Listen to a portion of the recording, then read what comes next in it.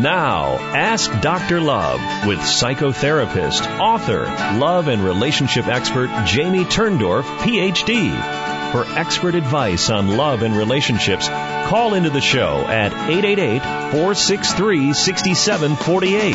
That's 888-GO-FOR-IT. Or you can submit your question online at AskDrLove.com. Now, here's Dr. Love. Hello, everyone, and welcome to Ask Dr. Love Radio. I'm Dr. Jamie Turndorf, and it's my pleasure to be with you again this week. Today's show, I'm calling How to Transform Life Challenges into Relationship Miracles. And we're going to be talking about how chronic illness can actually be an opportunity for greater connection and love. Now, of course, all the studies show that when one spouse has a chronic illness, that the marriage or relationship is more likely to fail, especially if the partners are young. And spouses who are caregivers are 6 times more likely to be depressed than spouses who do not need to be caregivers. But wait until you meet the couple that I'm going to introduce you to in a moment. This couple, they are 2 of the most amazing people I think I have ever met. Barbara Thayer and Ed Tullis. Barbara was stricken with MS in her 20s. And she was even blind. She lived in an institution on and off. And Ed's wife, Ed Tullis, his wife had MS for 44 years. And while his wife was dying in the nursing home, Ed and Barb met and eventually fell in love. Rather than say any more, I'm just going to introduce you to them and let you hear their remarkable story firsthand. So are you there, Barb and Ed? Yes, we are. Yes, we are. Maybe. Hello, you sound good. All righty. So Barb, let me start with you because you are speaking firsthand from experience what it's like to have a chronic illness, to have MS. How did you discover that you had MS in your early 20s? What happened? I was beginning, my gait was faltering, and I could not see clearly, and I was just slowly, and I was fatiguing a lot. With multiple sclerosis, the body fights itself. Even though I might have a nice, beautiful smile on my face, my body is still fighting itself. It's trying to take my immune system away from me, and so I would just try to pretend that I was okay, but I really wasn't inside. I would push it and push it and push it until there was nothing left of me, and that is why I wound up in my first nursing home, because I pushed it too far. And luckily, I was married at that time. I've been married 3 times, and my husbands just weren't responding or helping out, and luckily my parents did step in, and they put me in a good nursing home in Evansville, Indiana, where I had an electric wheelchair. I could not talk coherently. I garbled like a child at the age of 25, and I was legally blind. I couldn't read the print on books, and at that time in 75, we didn't have the large print. And unfortunately, I was just, left in the nursing home, but I had a blast in there. I had a best friend, because I do have the smile on my face and a positive attitude. Her name was Millie Borland. She and I made it in the Evansville, Indiana newspaper. Sunshine Girls spread cheer through home. No, it was not cheer in a bottle. It was cheer from our hearts. And we were just the pride and joy of the whole nursing home. And in that nursing home, there was a physical therapy department where I went daily. And with multiple sclerosis, the short circuitry in my nervous system does not allow the messages to get to where they're supposed to go. So I would stand at the end of the parallel bars and just attempt to walk, but my legs wouldn't move.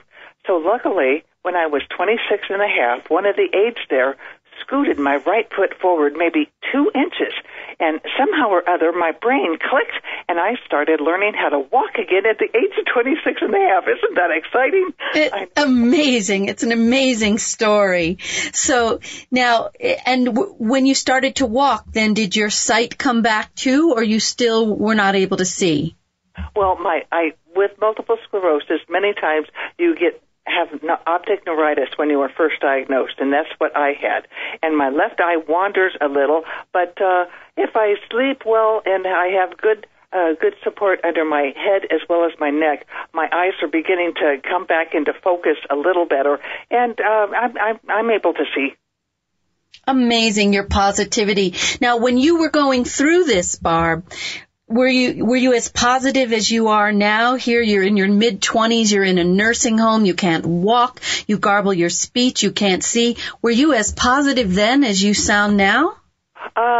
Probably not quite as positive, but I'm just as positive because the good Lord, I believe in the Lord, and He knows what I'm doing, and He would not put more on my shoulders than I can handle, I feel. Yeah, that's what they say, and that's an attitude that's definitely helped you through. Now, let's fast forward to you, Ed, because I haven't forgotten you. So I hope not, Jamie. I haven't forgotten you, man. You're right with me. So now you're married for 44 years to your first wife, and then she gets stricken with MS, not as young as Barb, but later on. And then you told me that you actually outfitted your house so that you could care for her, be her primary caretaker at home, which you did for how long? Well, I actually built the house with her MS in mind. Mm-hmm. She was diagnosed in 82 with primary progressive MS, one of the worst variations of MS. And at that time, she was still functioning and actually even still driving at that time. But we had a lot of good counsel, and we knew, well, we were prepared to build a new house anyway, but we knew that things were going to get worse. So I built this house all on one level, so that, and with a very easy access into the house. And, wide doors, handicap-equipped bathrooms, the whole 9 yards, railings going down the main hallway. We knew what we were going to be getting into, and sure enough, that's what happened. Yeah, she started to go downhill, and she passed away in the nursing home that Barbara was talking about just about 2 years ago from complications of MS. Right. So you told me a story that touched my heart. It actually brought tears to my eyes. You told me that while your wife was in the final stages of MS in the nursing home, and Barb was there recovering from, I think you said, kidney surgery. Exactly.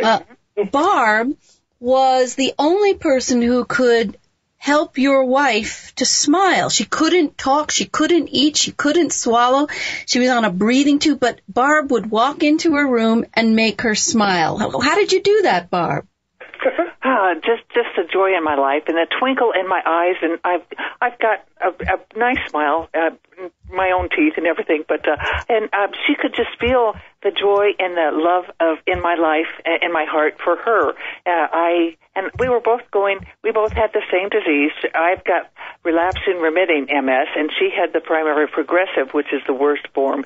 But people with MS, we can kind of understand one another, even though it's different types of MS. But multiple sclerosis is no fun of a disease to have. But you just have to grab the bull by the horn and go for it. And so you just walked in there, knew that she was in so much agony, mm-hmm. and you just brightened her day. Here you were with complications from MS and kidney surgery, and you're walking in there not worrying about you and feeling sorry for you. You're bringing joy to her. Such a beautiful thing. It is beautiful, and that's all true. But it didn't happen instantaneously, Janie. It was a time-lapse thing. It took time for the three of us to become acquainted and build this very special relationship. And after a while, Barbara was moved to another room with the window that she wanted. But she would still come and visit us and Jolene every day. And it was then when Barb was walking down the hallway into the great room, so to speak, that Jolene was out in her jerry chair, couldn't move, could hardly speak, but she could still see, and she saw Barbara coming, and that's when that big old smile would pop out. That is so gratifying to see that, to see the joy in someone else's eyes, just because you come and you say hi to them. Absolutely remarkable. You know, what you're describing is an inspiration for all of us because it's so easy to get on a pity pot and feel sorry for yourself and how miserable my life is and my sickness and money problems. And here you have had incredible struggles and health problems, and you yet find this reservoir inside you to just get out of yourself and just bring love and joy to someone else. This is an inspiration for me, and I'm sure everybody who's listening, because this is really how we're all supposed to be in life, and very few of us get to that level of selflessness and really focusing on the other. So Ed, you said that you watched Barb just absolutely love and support your wife. And how long did you watch Barb doing this? How long did that go on? For about 2.5 years, actually. So It was in the nursing home when they were both together in the nursing home. I was up there every day, virtually every day. And at that time, I had a dog, a therapy dog, little Lily, and she was the fourth member of the little group. It was really lovely. But anyway, it was about 2.5 years that this relationship grew. And of course, the last 6 months of Jolene's life were the worst. She was in and out of the hospitals. They're fighting to keep her alive. And but the whole relationship between Barb and I, of course, we're married now. We've been married for about 3 weeks. Wait, you're getting ahead of me. I wanted. Oh, wait a minute. I wanted to go through a whole courtship ritual. Okay. You just, oh my goodness. All right, the cat's out of the bag.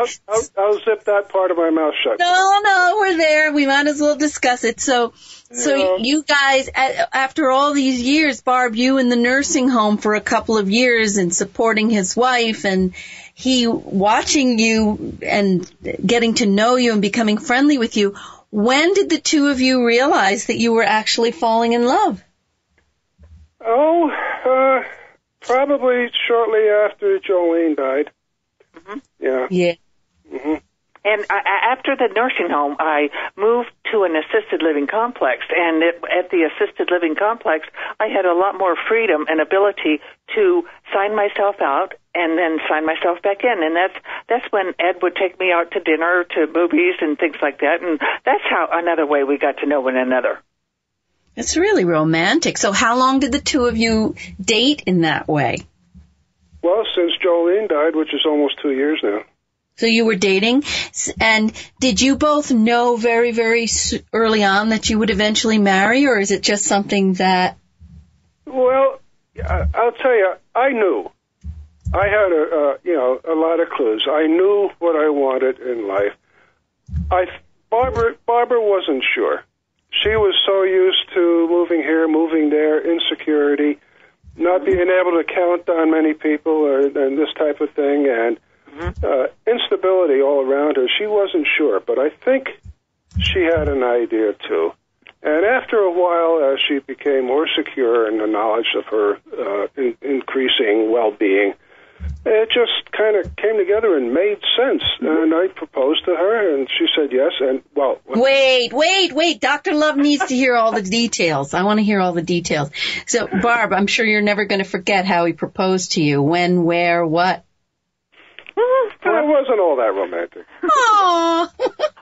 But Ed is my knight in shining armor, okay? And that I hope it's like a Cinderella story for me. He is my knight in shining armor. You know, like the frog, the princess kissing the frog, and he turns into a whoo. And he was never a toad to start out with. Did you know you're her knight in shining armor, Ed? No, I didn't know that, but. Oh, you're finding it out now, publicly on air for the world to hear. Now it's official. You are her knight in shining armor. Do you know why she says that, Ed? Huh? Do you know why she says that? Why? Barb, tell him. Well, because I love him, and he sets such a good example for me, and he loves me, and we respond, we communicate, and he's a Christian, and that's the most important thing. That's important to you. Okay. All right. You know, the thing is, I was wondering, and I didn't ask you this when I met you. I don't know you both, but I met you and you started telling me your story. And I wasn't sure when when you said he was your knight in shining armor, in essence, did he rescue you from the assisted living? Had he not come along, might you have ended up staying there? Yes, probably. Yeah. I was under my younger sister's conservatorship, and I really didn't have, I couldn't sign my name, and it wasn't worth anything, if you understand. And I now am a person, and I am independent, and I have my husband with me, and so we're two in one. But my name is worth something, and I have a joint.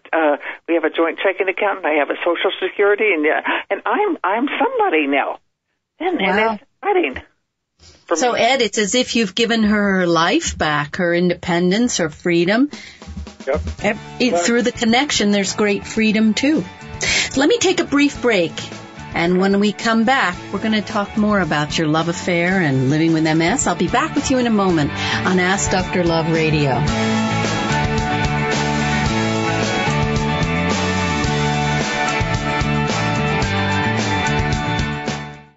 You're listening to Ask Dr. Love with Dr. Jamie Turndorf. To speak to Dr. Turndorf live on the air, call 888-463-6748. AskDrLove.com is the web's premier relationship advice site since 1996. Visit AskDrLove.com to search thousands of free relationship advice articles on any relationship issue you may have. Or you can submit a question to her free advice column. However, if you're listening live, why not call in? Don't be shy. Dr. Turndorf wants to help you, and this is a unique chance to get a personal answer from one of today's most respected experts. So, if you have a question for her, please call in now at 888-463-6748. That's 888-463-6748. Now back to Ask Dr. Love with Jamie Turndorf, Ph.D.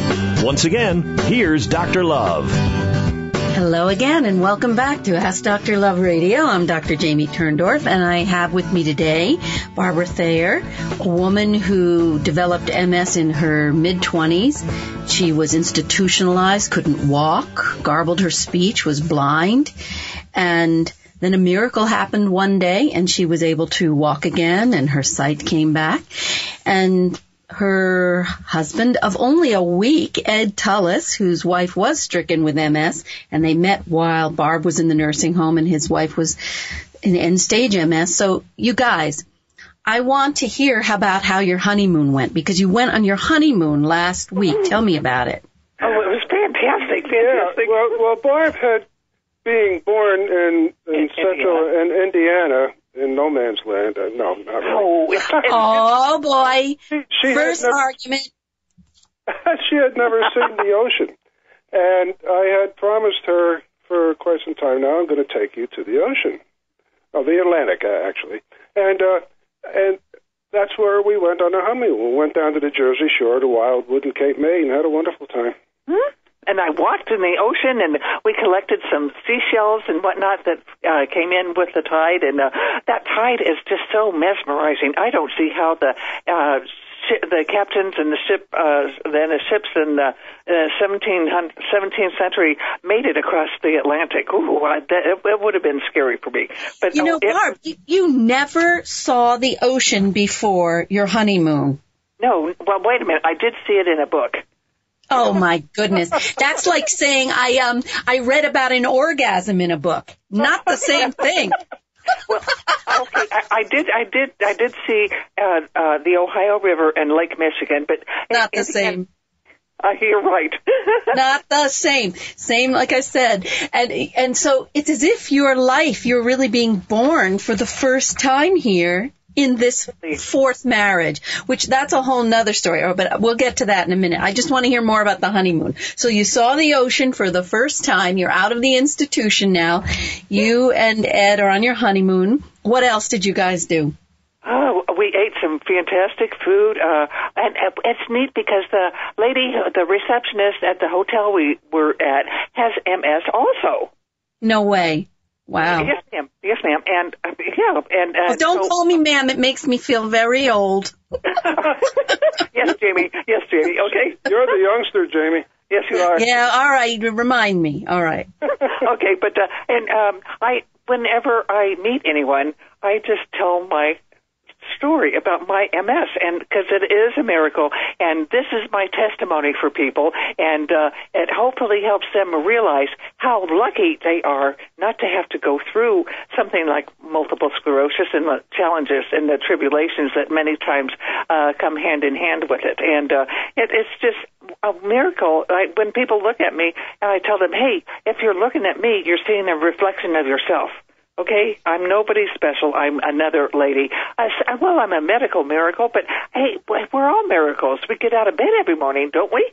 Well, I'm going to tell you, I wrote after my husband died when I was feeling particularly glum. I tried to find something to say to myself that would make me laugh and lift me up. So I wrote a poem that I'm upright and dressing is a blessing. That's all I could think to say at the moment. Yes. I'll be back with you guys in one moment on Ask Dr. Love Radio.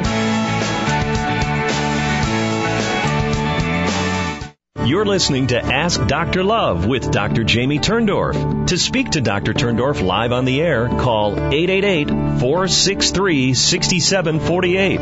That's 888-463-6748. If you like what you're hearing, you can learn about Dr. Turndorf's techniques for turning conflict into connection and healing in her critically acclaimed, groundbreaking book, Till Death Do Us Part, Unless I Kill You First, a step-by-step guide for resolving relationship conflict. Find out more about this book and read a free excerpt by visiting AskDrLove.com. This is Ask Dr. Love with Dr. Jamie Turndorf. And if you have a question for her, please call in now at 888-463-6748. This show is for you, the listeners, so please give her a call now. Now back to Ask Dr. Love with Jamie Turndorf, Ph.D. Once again, here's Dr. Love. Hello again, and welcome back to Ask Dr. Love Radio. I'm talking with my guests, Barbara Thayer and Ed Tullis. Barbara, an MS sufferer since her mid-20s. Ed, her new husband. And I just want to talk with you guys. 1 second, I want to tell you some tweets on this topic. I always do tweets, so let me give you a couple of tweets, all right? Sure, yeah. So, did you know that sickness can help love grow? Well, stick with Dr. Love and you'll be in the know. Here's another one. Accepting life's bumpy rides helps you weather the inevitable low tides. And I think this fits because you just came back from the ocean, right? Sickness you can weather when you pull together. Right, okay. Mm-hmm. And love cannot be broken when you allow your heart to open.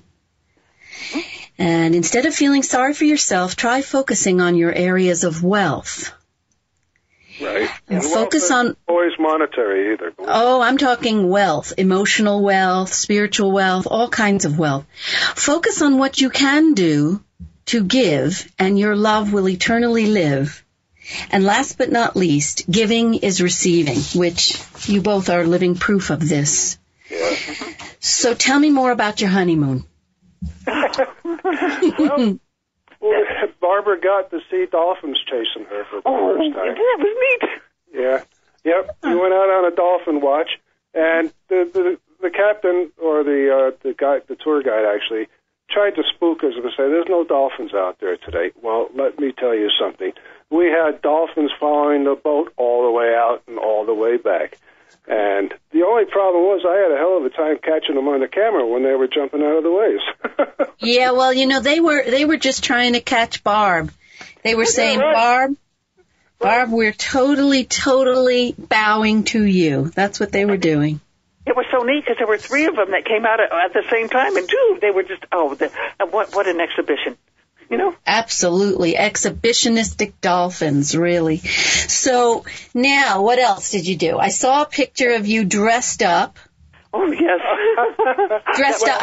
You did some kind of dress-up game, and you dressed up too, Ed, but not in a kinky way. What did you do? Okay, well, on the boardwalk at Wildwood, there is this old-time photo studio.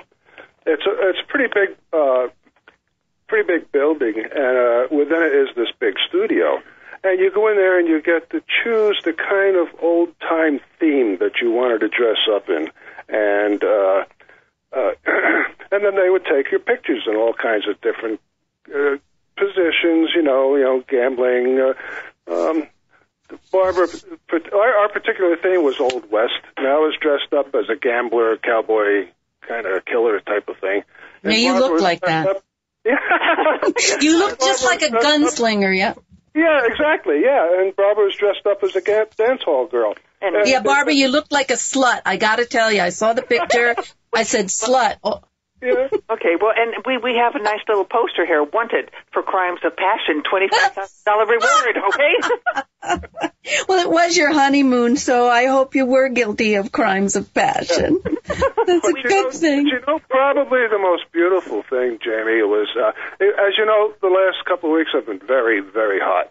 And we do not do well in the midday heat of the last week and a half or so, especially Barbara. She just wilts underneath an intensive heat like we were experiencing. So we were up at 5 o'clock in the morning. We wanted to do the beach as much as possible. We were up at 5 o'clock in the morning, drove over to the very end of Cape May, and spent all morning on the beach while the sun came up. And that's probably the thing that I'll remember the most about it. And there was a little tiny diner right there at the peak, right there at the beach, and we would have breakfast there until... I know that diner. Do you? Yeah. I ate there.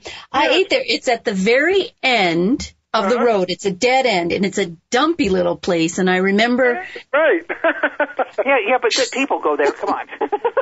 It's a great place, and there's a little, what would you, like a gazebo across the street. Right, exactly, right. Where you could go for some shade, right. Yeah. Right. I like that place. Mm-hmm.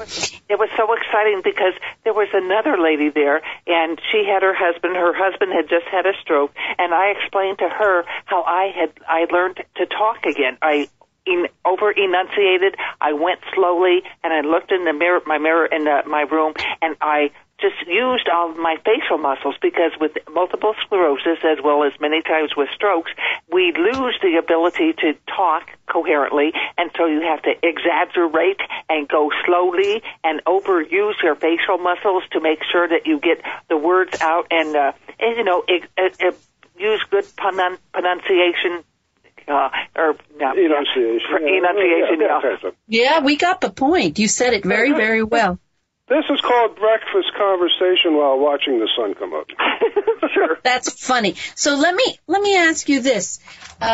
You said that you both belong to the MS Society, right? Right. You guys, your experiences, the way you have managed your relationship, you, Ed, where you had this strong marriage even though your wife had MS, right, and the strong relationship you both have now. I think gratitude is a very large part of the way you're able to allow the love to shine through, that you don't focus on the deficits of, Barb limps a lot, because I saw you walk, Barb, and you limp a lot, right? But you don't focus on that. You say, thank God I can walk. Exactly. Yeah. Or limp, whichever. Well, right, or thank God I can limp, right. Yeah, MS is the common denominator in our relationship, because I've been through it, Barb's been through it, we both know what to expect and how to deal with it. But we also realize that, hey, since we're alive, death is going to come eventually, so we're prepared, but we just want to spend as much time together happily as possible. Because you really are the ultimate poster children, poster retirees for living in the now. Totally living in the now. Yeah. Exactly, yeah. Yeah, well, we're both just kids, actually. I know, we never growed up, I know. It's very good not to grow up. So have you guys had any fights yet? Actually, no. But in thinking about it, now that you mention it, there have been minor issues that needed to be talked about, and we have both learned that nipping it in the bud just by talking about things prevents it from growing into a disaster. Yeah. Mm-hmm. So is that a new experience for you, Barb, to have a husband who's willing to talk to you and nip something in the bud? Yes, ma'am.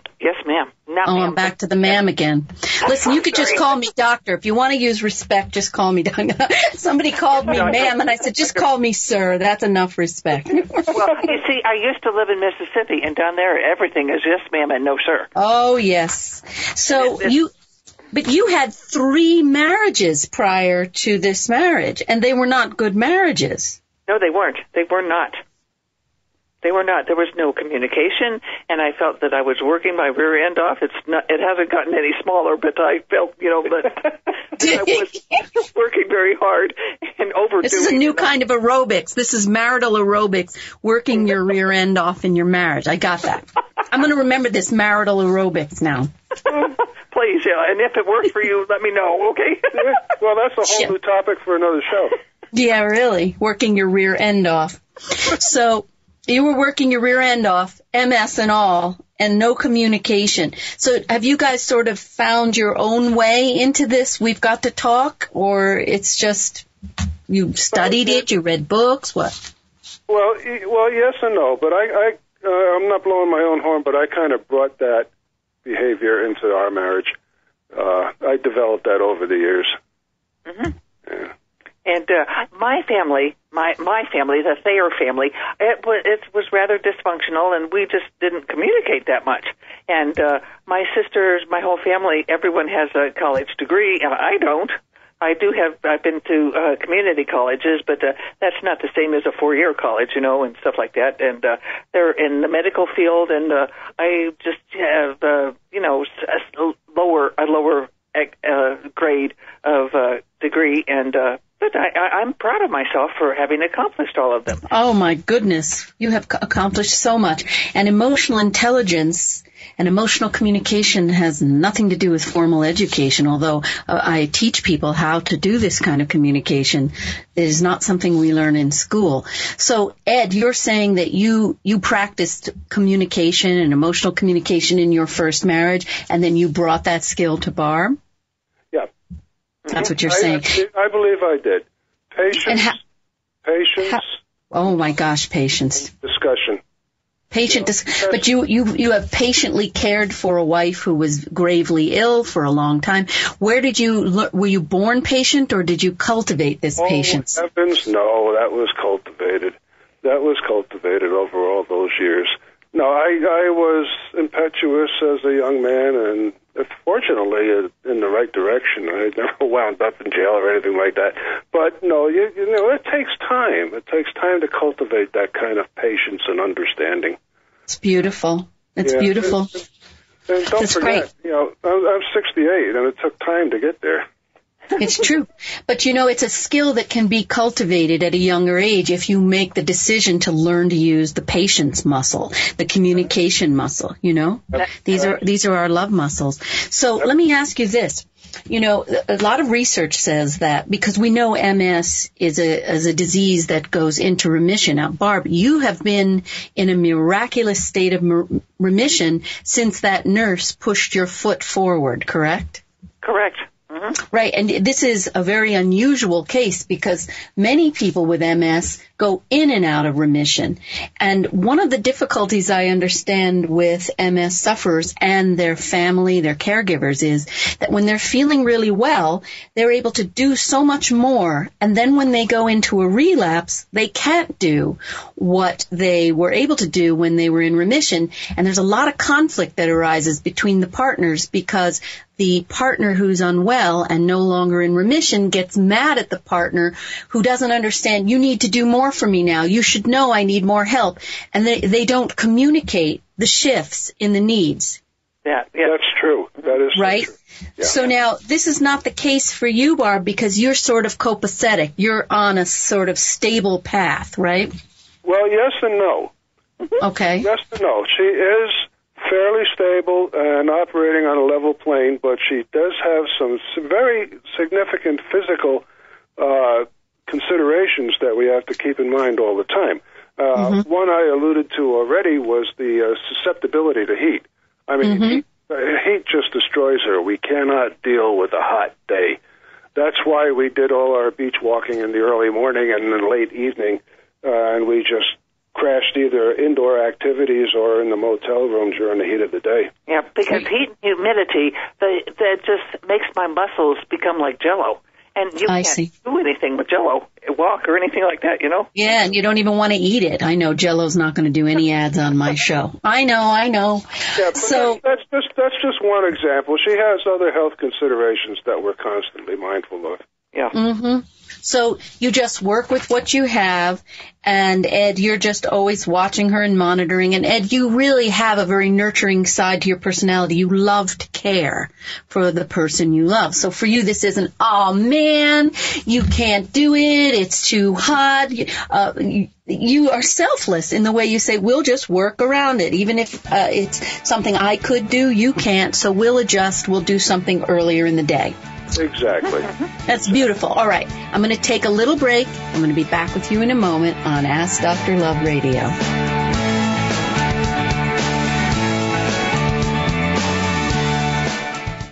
You're listening to Ask Dr. Love with Dr. Jamie Turndorf. To speak to Dr. Turndorf live on the air, call 888-463-6748. That's 888-463-6748. If you've recently been through a breakup and are looking for a second chance, wondering how you can reconcile with your ex, or if it's even possible after all you've been through, Dr. Turndorf's latest book, Make Up, Don't Break Up, presents her 5-step plan for reconciling with your ex. This plan was developed out of years of research, working with thousands of couples at her Center for Emotional Communication.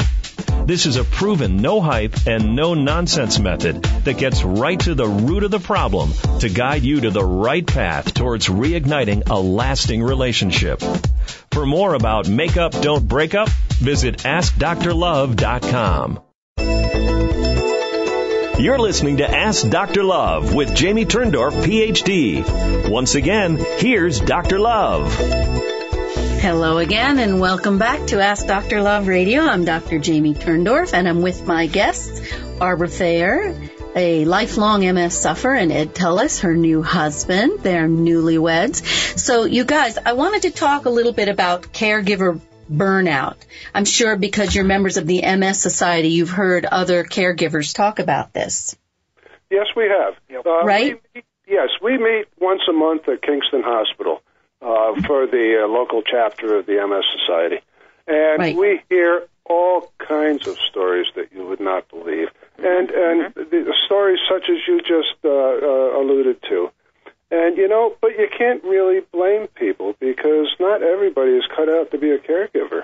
Right. So I want to know, Ed, because I'm going to read out the symptoms of caregiver burnout, and I have a sense that you don't fall into these burnout symptoms. And I'm going to talk about this in a minute. But first, here are the symptoms because, chronic conditions including MS and caregiving can burn out the caregiver. And here are the symptoms: withdrawal from friends, family, and other loved ones, loss of interest in activities that were previously enjoyed, feeling blue, irritable, hopeless, and helpless, changes in appetite, weight, or both, changes in sleep patterns, getting sick more often, feelings of wanting to hurt yourself or the person you're caring for, emotional and physical exhaustion, irritability. Now, you don't seem to go through this. I don't have the sense you do, right, Ed? Well, not all of them, but one or two of those I can relate to. Which one? The loss of interest in previous passionate hobbies, for instance, that did taper off severely during the worst of times. And, basically that was the biggest thing. And tiredness. Mm-hmm. Yeah. But Barbara woke me up from both of those things, believe me. So now you don't have the loss of interest because now Barbara's dragging you to the beach and making you dress up like a gunslinger. But wait. We are members of the 42nd Highland Royal British Brigade, and so he made me dress up like a 18th century lady, and we're American Revolution reenactors, and that is a lot of fun. On top of everything else, you dress up as 18th century soldiers. And, Barb, do you dress up as a soldier too? No, ma'am. I dress up as a woman. And you know what we women got to do? We got to build a good fire, and we got to make a hot, strong pot of coffee, and we did dishes, made the food, and did dishes. And oh, how lovely. Barefoot and pregnant. That's what we're going to dress up in. I'm staying in this century. Peel me a grape. Exactly. And well, we had to sometimes help deliver babies, but that's just part of the course, isn't it? Oh, deliver babies, too, right. Stretch marks, screaming. Oh, so much trouble. Well, most of the time in field reenactments, the women portray what we call camp followers. And they were the women and children that followed the armies on both sides. Isn't that like the groupies that follow the rock bands? Yeah, exactly. Right. And it's so funny because with my MS, I do need to take a nap. So in the middle of all this the firing and the cannons going off, I would be laying on a cot in the shade, and I'd be snoozing away. And all the shelling and everything wouldn't bother me a bit, That's really a good one. Oh, my goodness. So now, Barb, I hear you're writing your memoir. Yes, I am. Mm-hmm. All right. So, and I think you said, Ed, that you're acting as her agent? I am. Mm-hmm. Well, guess I'm what? acting as her agent, and my brother, who we love dearly and is very close to us, we are doing the editing for Barb. Barb, you just have everybody surrounding you, and guess what? I'm going to introduce you to my literary agent. Okay. Because she's a top agent, and maybe she can help you get your book published in, really, really top press. If you would like, I'll make the intro. Okay. Wonderful. Mm-hmm. What the heck, Yeah. Might as well. Well, we've been rushed by publishing houses already. And there's one particularly, we haven't signed with anybody. There's one that is particularly interested in her autobiography. I won't mention the name of the house, but it's attached to Peterson. And, we'll probably go with them when we're ready. I'll tell you something. This is a very unusual thing you're telling me, because I must say, this just goes to show how the angels are all surrounding you and supporting you in bringing your inspirational story out, because it is said that unless you have a huge name, a platform, a following, no publisher will publish any book from you, memoir or otherwise. So this just goes to show how the, if I may say, waves are parting. Yeah, they are. Yeah. Mm-hmm. They really are for you. And really, I totally support what you're doing, because it is an incredible inspiration for everyone to see how you, Ed, roll with the punches and give care with so much love and flexibility and selflessness, and how you, Barb, just smile through everything. And, I have a patient who was leaving my office last week feeling very glum, and she was crying, and she said, I'll never find a man. Her husband is divorcing her. She's overweight. She has a lot of arthritic problems. She limps, and she was absolutely convinced. And I immediately thought of you, and I thought, my goodness, 4 marriages. This is your 4th, right? 4 is the charm. Fourth and final. 4 is the charm. And you have pain, you walk with a limp, you have all kinds of physical deficits, and you are just a stud muffin, girl.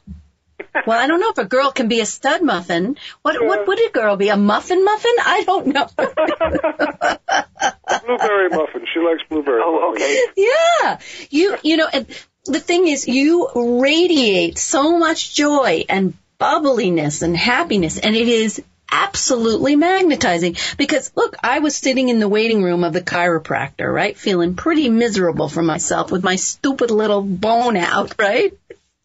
And I look over at you, and you're a ray of sunshine, and we start to talk, and this was it. In a few minutes, I had fallen in love with you and Ed. And Uh-huh. Yeah. So you guys are going to have to, not only when you publish the book, you're going to have to go on a speaking tour.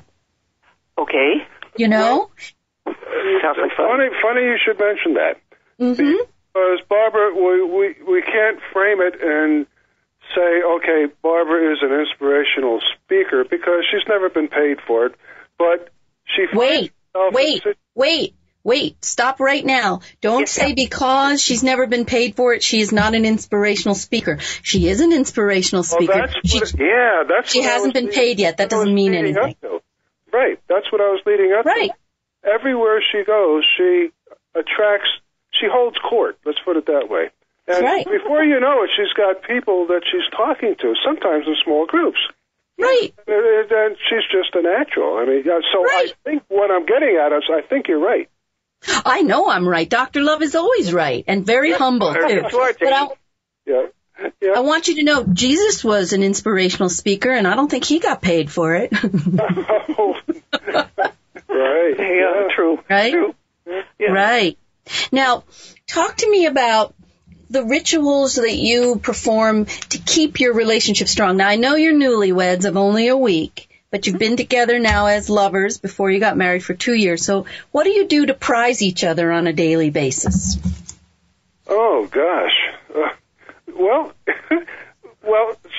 Barbara's only been living here as Mrs. Tullis for a couple of weeks now. And quite frankly, Jamie, we've been so damn busy, we haven't had time to think about things like that. All right, well, I'm throwing you a curveball because got to prize each other. Have you ever heard of the 5-to-1 rule? No. All right, well, Dr. Love's going to tell you about this. And I have a feeling that you both already embody the 5-to-1 rule or ratio, but I'm going to tell you what it is. There was a research out of the Love Lab at the University of Washington that did this longitudinal study to look at couples who make it for the long haul and couples who are unhappy. And out of all the variables that were spit into the computer, only one variable came out as being connected to long-term marital and relationship satisfaction, and it's called the 5-to-1 ratio. For every one negative word or gesture or facial expression, you have to offset it with 5 positives per day, every day. And when couples went down to even 4-to-1, their relationship didn't make it past 5 years. How do you like that? Wow. 5-to-1. So that means every day worshiping each other. Now, this is a difficult thing for people to do when you're hit with troubles, financial strain, chronic physical illness. But I bet you guys are doing this on a daily basis, and you just never made it conscious. That's true. Mm-hmm. Right? That is true. Yes, you're right. Yes. Mm-hmm. Right? Course. Love is always right. You know that. Do you know, you know how I first was drawn to you both. This is what is the real honest to God truth, because I'm going to give you my testimonial here. I was at the chiropractor where you also go, and I just looked out of my periphery at this man and woman in the car, and I saw the two of you lean toward each other and kiss. And it took my breath away. I said, what? What are these two people doing? Because at first when I saw you, and you're an older couple, and I saw you kissing, I thought, kissing each other after all those decades of marriage, what are they doing? And then, of course, I had to get nosy and ask you all kinds of personal questions. And I found out you were going on your honeymoon in a couple of days, right? Yeah. Right. So 5-to-1. So do you both know each other's love language? So, for example, for some it's words, for others it's action, for some it's gifts. What is your love language, Barb? Do you like to share? Do you like to be loved in words or deeds? Indeed. For you it's deeds, right? Yeah. So that's why Ed is so perfect for you, because he loves you in all kinds of deeds, right? He does, yes, indeed. Yes, indeed. Get it? I have to emphasize the deed, okay? There you go. Yeah. And Ed, what's your love language? We communicate, and our love language exists on many different levels. But for you, Ed, it's words. It's touch. Touch, right? It's unspoken feeling and communication that clicks. I mean, we know each other. We can tell it. I can feel Barbara. I know her. She knows me. Mm-hmm. And we talk a lot. It's almost nonstop communication. And but touch is very important for you. And I bet you know that, Barb. You're always putting your hands on him and pawing him, right? Right. I know. Okay, and I kiss him too. That's what I saw, you leaning over to kiss him. That's what I saw. Yeah, and this isn't just a new thing because we're newlyweds. I know. I have long recognized that, well, take the great apes. I mean, they groom each other. They communicate by touch and feel. And wait a minute. Are you telling me that you're eating bugs out of her hair? Don't tell everybody, okay? We're on radio, aren't we, gosh? Oh. No, but the point being, and I get know it. you know what I'm talking about. You get it. Yeah, touch is very, very important. And people are afraid to touch each other. And not just because of the flu. I mean, they're just afraid to get within each other's space. And that's a shame, especially if you know each other intimately. You should be inside that space gently and lovingly. That's beautiful. So listen, we have 2 minutes left. So before I close, I want to make sure that I promote you both and honor you both in the best way that I can. So what is it that I can do to help promote your love and your soon-to-be-published memoir, Barb? How can people find out about you if they want to know you and hear you speak? Well, you know what comes to mind immediately, Jamie? Yeah. Come and visit us and sit down and have something refreshing. Have dinner with us and just get to know us even better. Yes. Well, you know, you're inviting, my show is heard in 80 countries worldwide, and also it's on terrestrial radio in Seattle, so the invitation you have just made, and I have a lot of listeners, so if you're inviting everybody to come to your house for dinner, that's going to be a very large banquet table, because everyone's going to want to be with you. We have a good-sized pool, but I don't know if we can entertain the world all at once. There you go. Well, just all you can do is entertain the world one bug at a time? No, one meal at a time.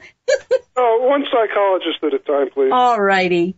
I'm so happy that you came on my show. Yeah. Well, thank you so very much. Yeah.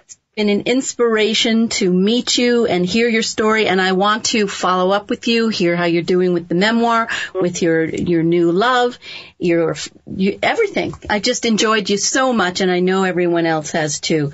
So It has been a pleasure, Jamie. Yes, very much. Yeah. And absolutely. Since we're both shooting blanks, we're going to get a dog, okay? You are shooting blanks? Yeah, well, we're obviously not going to have any kids, so we're going to... Oh, my Lord,